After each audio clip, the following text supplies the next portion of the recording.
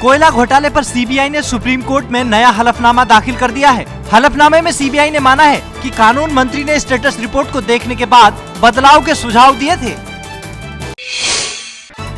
Supreme court में हलफनामा देकर सीबीआई ने कहा है कि अटॉर्नी जनरल जीई वाहनवती ने भी कोयला घोटाले की स्टेटस रिपोर्ट देखी थी और इसमें बदलाव करवाए थे।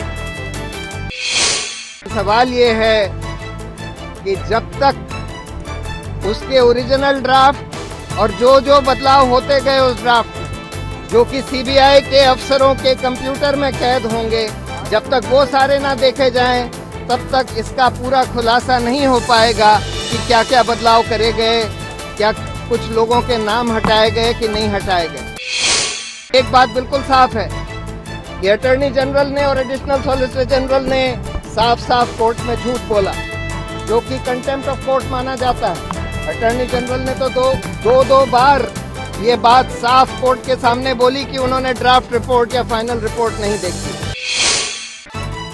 कोयला घोटाले पर सुप्रीम कोर्ट के हलफनामे के बाद सरकार की मुश्किलें और बढ़ गई हैं। विपक्ष ने कोयला घोटाले को लेकर सरकार पर हमला और तेज कर दिया है।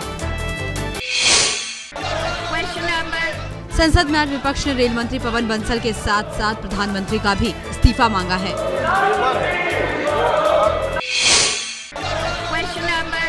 बीजेपी सदस्यों ने लोकसभा और राज्यसभा में बंसल के इस्तीफे की मांग पर जमकर हंगामा किया। वहीं संसदीय कार्य मंत्री कमलनाथ ने कहा कि बंसल के इस्तीफे का सवाल ही नहीं है।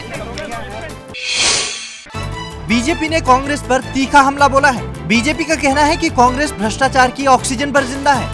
बीजेपी ने यह भी कहा कि कांग्रेस लगातार अपने नेताओं को बचाने की कोशिश कर रही है। टाइम्स ऑफ इंडिया का दावा है कि पवन बंसल के परिवार की कंपनी थियोन फार्मा ने 2007 में 0 टर्नओवर दिखाया।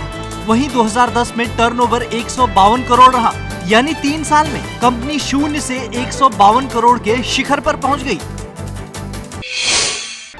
तमिलनाडु के कुडानकुलम परमाणु संयंत्र को सुप्रीम कोर्ट ने मंजूरी दे दी है। सुप्रीम कोर्ट ने कहा कि विशेषज्ञों की राय में ये परियोजना सुरक्षित है। कुडानकुलम परमाणु प्लांट पर सुप्रीम कोर्ट ने कहा कि हमें ये भी देखना होगा कि इससे किस प्रकार से आर्थिक लाभ होगा और लोगों के जीवन में सुधार होगा। कोबरा पोस्ट की तरफ से मनी लॉन्ड्रिंग को लेकर आज फिर बड़ा खुलासा किया गया है। कोबरा पोस्ट का दावा है कि हवाला के जरिए काले धन को सफेद करने में कई बैंक शामिल हैं। इनमें निजी बैंकों के साथ सरकारी बैंक भी हैं। चीन के दौलत बेग ओल्डी सेक्टर में हट गई चीन की सेना। चीन की सेना भारतीय सीमा में 19 किलोमीटर अंदर तक घुस आई थी।